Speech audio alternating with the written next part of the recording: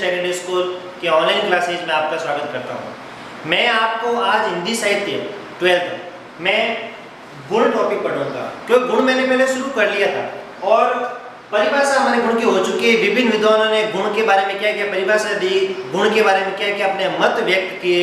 उसके पश्चात आज हम गुणों की संख्या और प्रकार के बारे में पढ़ेंगे कि प्राचीन काल से लेकर संस्कृत साहित्य से लेकर आज तक विभिन्न विद्वानों ने, विभिन्न आचार्यों ने गुणों की संख्या वास्तव में कितनी मानी है। और आज हम वर्तमान में गुणों की संख्या कितनी मान रहे हैं, इसके बारे में बात की जाएगी।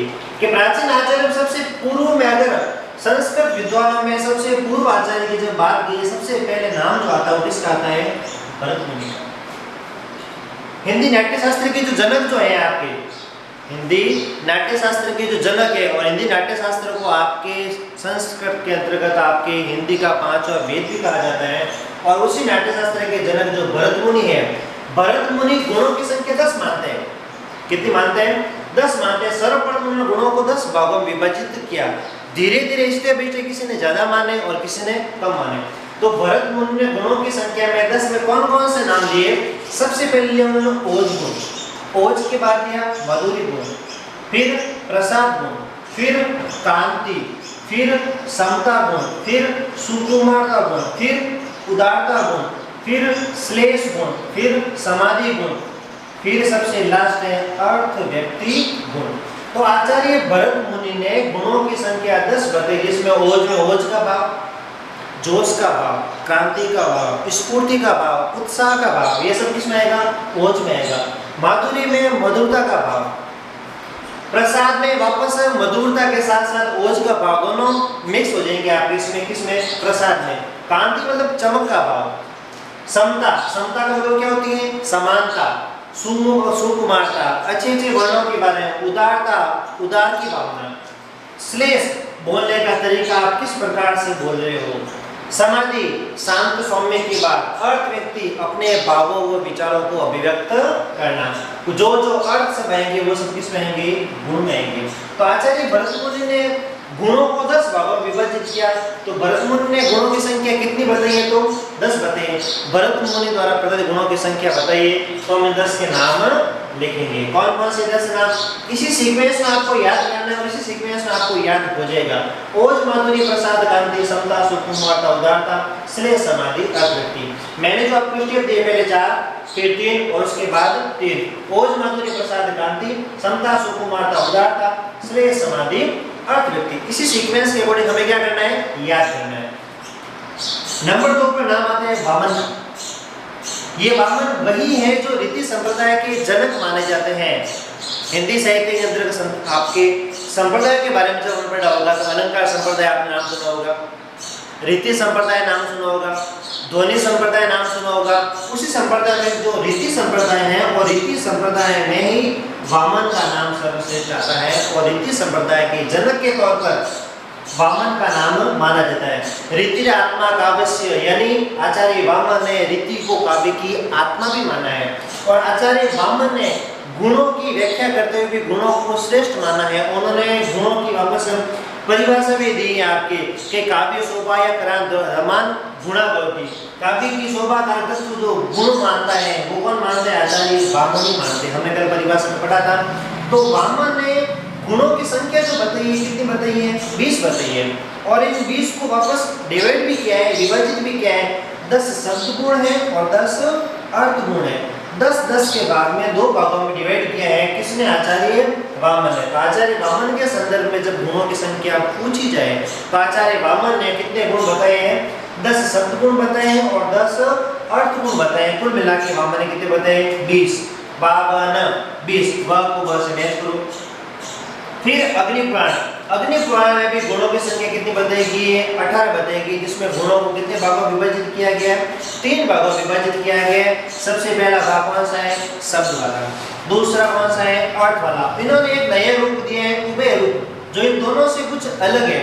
उभय रूप जो होता है, शब्द और अर्थ दोनों से मिलके जो बनता है वो उभय रूप बनता है। और वैसे वैसे हमने अलंकार में पढ़ा होता एक होता है शब्दालंकार, एक होता है अर्थालंकार और तीसरा जो होता है वो उभय अलंकार होता है। तो ये उभय शब्द जो है पीछे वाले जितने भी होते हैं शब्द क्या होता है मिक्स आउट जो होता है, मिक्सअप जो होता है, तो शब्द और अर्थ का जो मिक्स जो बनेगा किसमें बनेगा उभय रूप में बनेगा।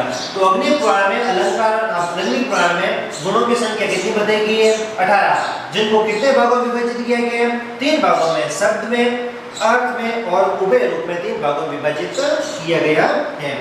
उसके बाद नंबर 4 पर आते हैं दंडी। दंडी ने गुणों की संख्या को 10 बताई है। दंडी ने कितनी बताई है संख्या 10 बताई है। दंडी का काव्य ग्रंथ आपको याद होगा काव्य आदर्श, किसका दंडी का काव्य आदर्श में गुणों की संख्या कितनी बताई है 10 बताई है। व्यास मुनि, क्या नाम है नेक्स्ट व्यास, व्यास ने गुणों की संख्या 19 बताई है। उसके बाद नाम आता है भोज का, भोज ने गुणों की संख्या कितनी बताई है 24 बताई है। 24 के बाद उन्होंने वापस गुणों को अलग अलग भागों में 3 भागों में विभाजित किया गया। उसके बाद 24 से लगाकर उन्होंने गुणों की संख्या कितनी की है 72 संख्या की है।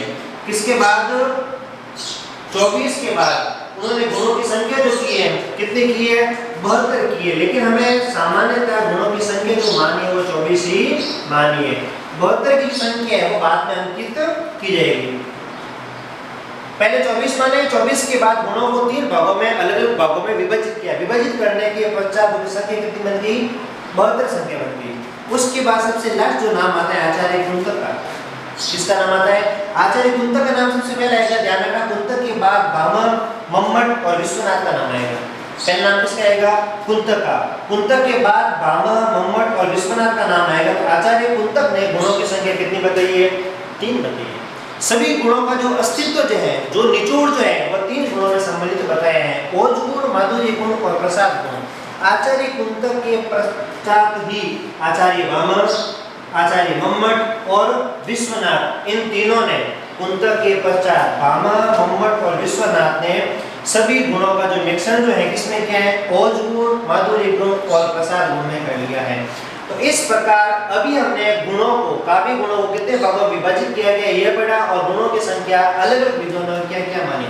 तो कॉमन सेंस के अकॉर्डिंग सभी को हमें याद भी करना है। भरत भूमि को मैंने याद करने का तरीका बताया था, इनको जिस सीक्वेंस में लिखा गया इसी सीक्वेंस में इनको याद करना है। ओज, माधुर्य, प्रसाद, कांति, समता, सुकुमारता, उदारता, श्रेय, समाधि, अर्थवती। तो भरत मुनि ने 10 माने, उसके बाद वामन ने 20 माने, वामन 20 माने। अग्नि पुराण में अ को 18 से मैच करो, अग्नि पुराण में कितने माने गए 18 माने गए। दंडी ने द को 10 से मैच करो, कितने माने उसने 10 माने।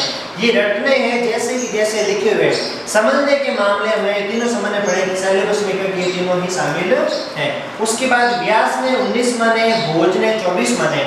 24 के बाद उसको 72 भागों में विभाजित किया है। उसके बाद आचार्य कुंतक ने भी 3 माने हैं, भामह ने भी 3 माने, मम्मट ने भी 3 ही माने और विश्वनाथ ने भी 3 ही माने।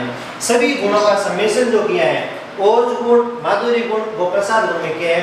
तो अपने सिलेबस में इन तीनों गुणों को हम अलग अलग प्रकार से पढ़ेंगे। तो सबसे पहले जो नंबर आता है किसका आता है ओज गुण का, तो उसके पश्चात माधुर्य गुण और उसके पश्चात प्रसाद गुण। तो तीनों गुणों को हम अलग अलग तरीके से पढ़ेंगे।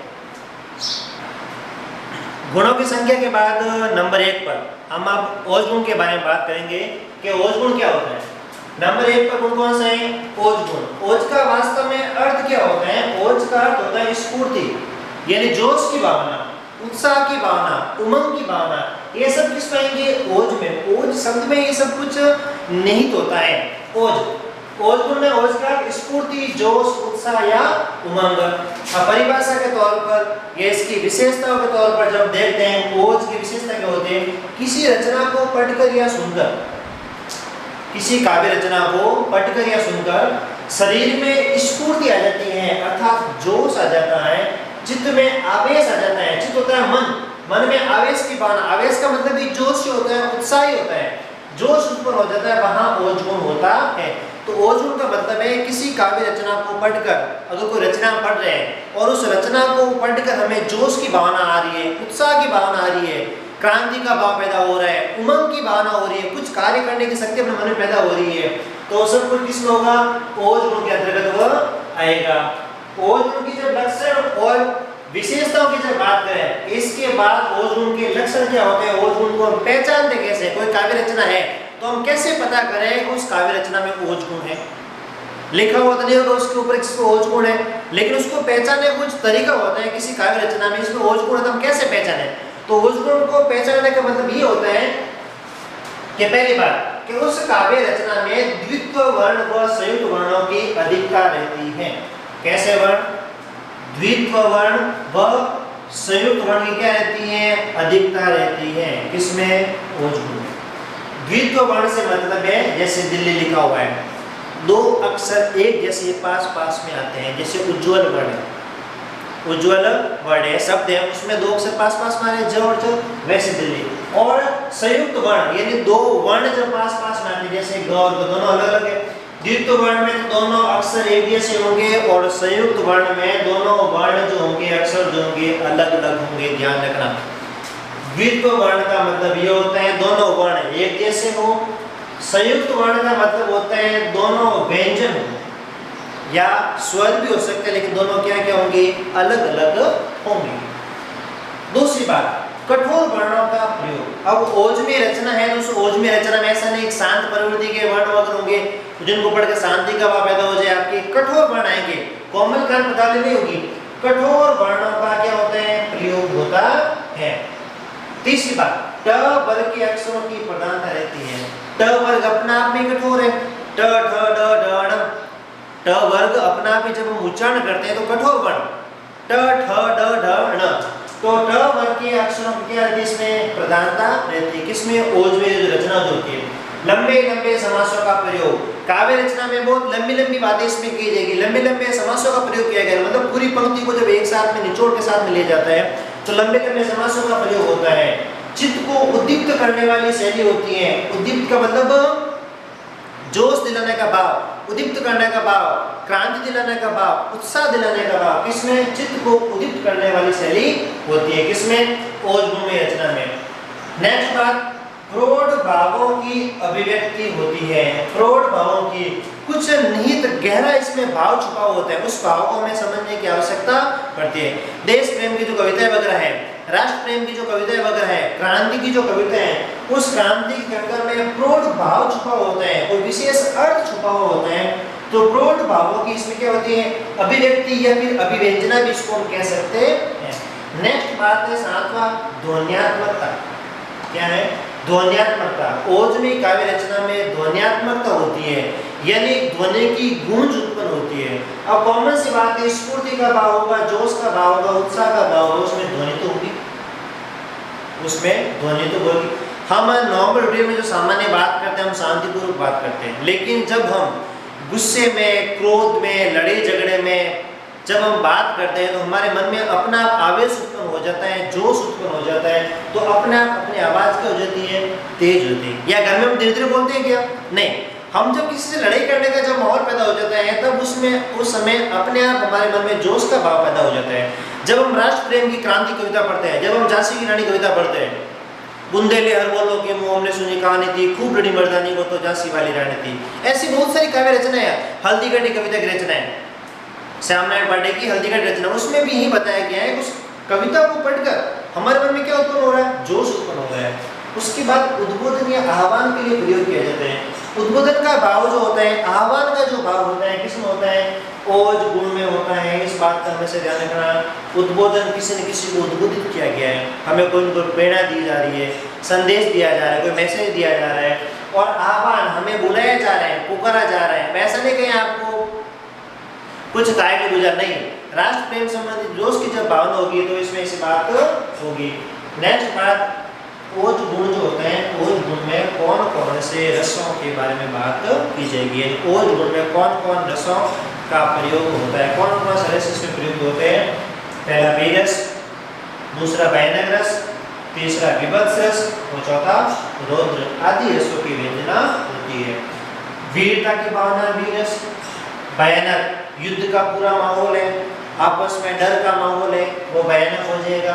तीसरा विभत्स, युद्ध भूमि में सब लोग एक दूसरे को मार रहे, काट रहे, दुश्मन को मार रहे हैं, सभी के सर कटे हुए पड़े, जीव जंतु मरे हुए पड़े, वो कैसा होगा? विभत्स का होगा। जब हमें गिल्टी फील होती है आपकी, वो सब किसमें हो जाएगा?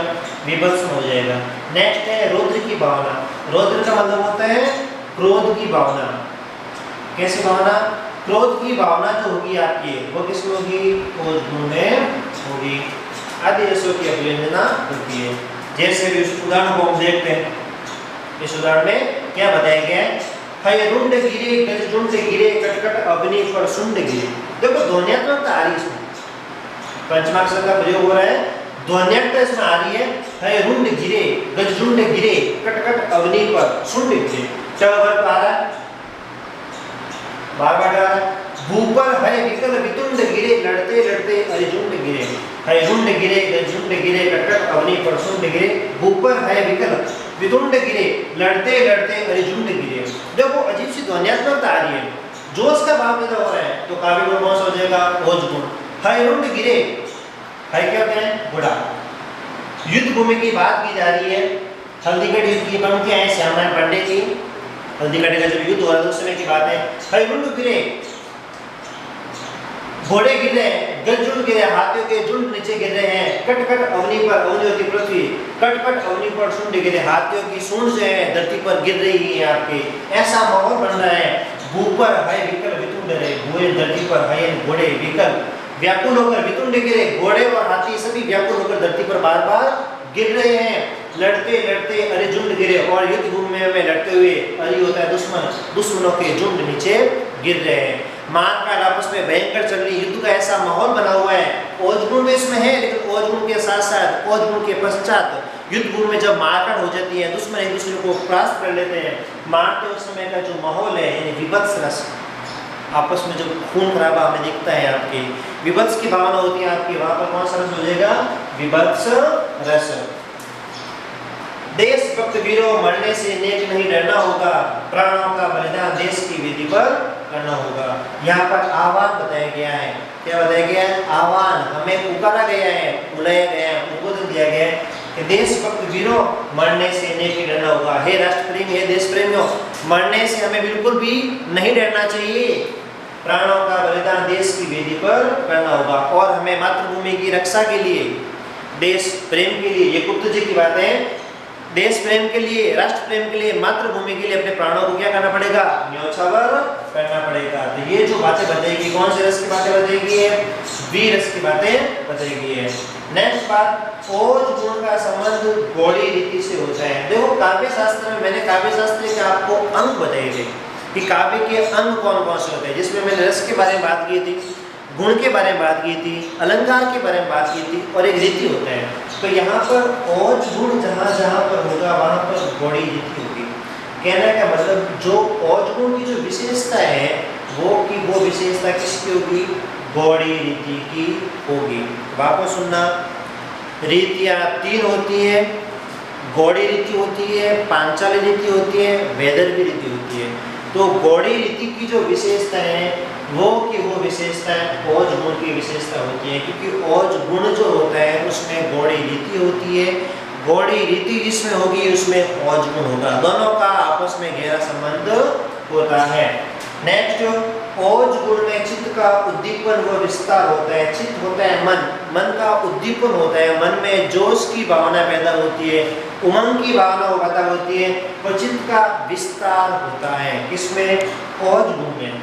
तो अभी हमने ओज गुण के बारे में संपूर्ण बात की, जिसमें हमने ओज गुण का अर्थ क्या होता है, स्फूर्ति, जोश, उत्साह या उमंग। परिभाषा में ही बताया गया कि जिस रचना को पढ़कर हमें जोश की भावना पैदा होती है, उमंग की भावना पैदा होती है, मन में स्फूर्ति का भाव आ जाता है, चित्त में आवेश, मन में आवेश का भाव पैदा हो जाता है, वह ओज गुण होता है। लक्षण और विशेषता में सबसे पहले द्वित्वर्ण व संयुक्त वर्णों की अधिकता होती है। द्वित्वर्ण वर्ण समान पार्श्व होंगे। कठोर वर्णों का इसमें प्रयोग होता, कठोर मतलब कर्कश वर्णों का। ट वर्ग के अक्षरों की होती इसमें प्रधानता रहती है। लंबे लंबे समासों का प्रयोग, चित्त को उद्दीप्त करने वाली शैली, प्रौढ़ भावों की अभिव्यक्ति, प्रौढ़ मतलब बहुत ही गहरा भाव इसमें छुपा हुआ होता है। इसमें ध्वन्यात्मकता अर्थात गूंज की भावना होती है, साउंड जो होता है लाउड होता है, जोर से होता है। उद्बोधन या आह्वान के लिए इसका क्या होता है?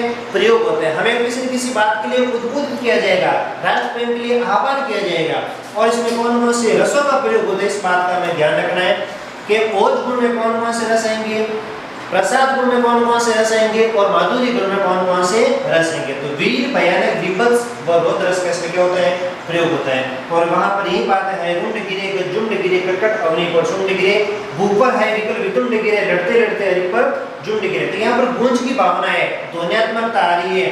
दूसरा तो रस कौन सा होगा इसमें, विभत्स हो जाएगा, यानी सभी कटे हुए ऐसा कटे हुए पड़े, इसलिए विभत्स रस। और नेक्स्ट है देशभक्त वीरों मरने से नहीं डरना होगा, प्राणों का बलिदान देश की वेदी पर करना होगा। इसमें उद्बोधन किया गया है राष्ट्र के लोगों के लिए, इसलिए इसमें कौन सा रस हो जाएगा, वीरस हो जाएगा। तो आज हमने ओज गुण का संपूर्ण परिचय पढ़ा है, ओज गुण कंप्लीटली हमने उदाहरणों के माध्यम से पढ़ा है, ठीक है।